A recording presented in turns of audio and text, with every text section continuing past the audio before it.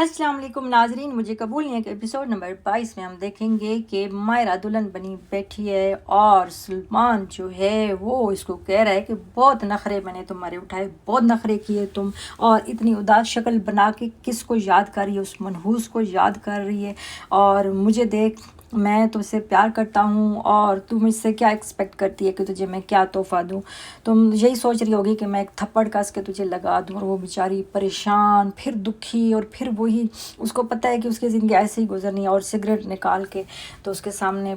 پینے لگ جاتا ہے اور اس کے منہ پہ بھی جو ہے وہ پھینکتا ہے، اور وہ بیچاری بہت تنگ ہوتی ہے۔ ارسلان جو ہے وہ مہوش کو جو ہے وہ رنگ پہنا رہا ہے اور اس کی تعریف کر رہا ہے، اور اس کو کہہ رہا ہے کہ آخر ہم بندھن میں بندھ ہی گئے، لیکن جو ہے اس کی جو بیگم ہیں وہ خوش نہیں ہیں۔ تو وہ کہتے ہیں کیا بات ہے، تم اداس سی کیوں لگ رہی ہے؟ تو وہ کہتی ہے بس میں نے کوئی بات نہیں کرنی ہے۔ تو وہ کہتا ہے کیوں نہیں بات کرنی؟ میں نے تو بات کرنی ہے اور مجھے بتاؤ۔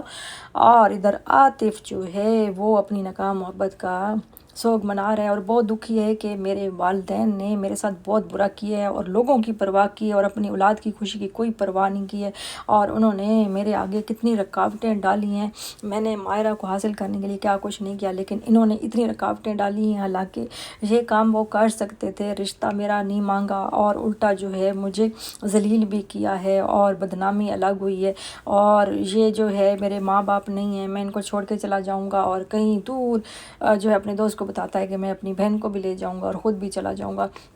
لیکن میں مائرہ کے بغیر کیسے رہوں گا؟ مائرہ میرے سامنے آتی ہے تو میں سوچتا ہوں کہ کتنا اس پہ ظلم ہو رہا ہوگا، اور وہ کتنا ظالم انسان ہے جس کے حوالے کر دیا ہے اس کے گھر والوں نے، اور اس میں میرے ماں باپ کی بھی غلطی ہے۔ میرے پیار محبت کو انہوں نے جو ہے وہ اہمیت نہیں دی ہے، اور ادھر جو ہے ناشتے کی میز پہ بیٹھے ہوئے ہیں سارے، اور جو ہے وہ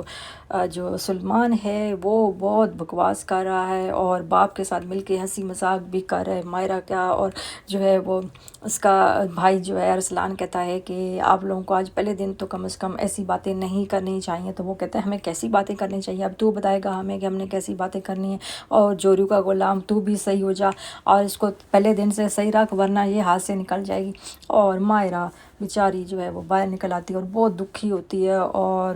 کہتی ہے کہ میں کہاں آ گئی ہوں، اتنی تاریکیاں ہیں میرے اندر بھی باہر بھی کہ کہیں سے کوئی روشنی کے آثار نہیں ہیں۔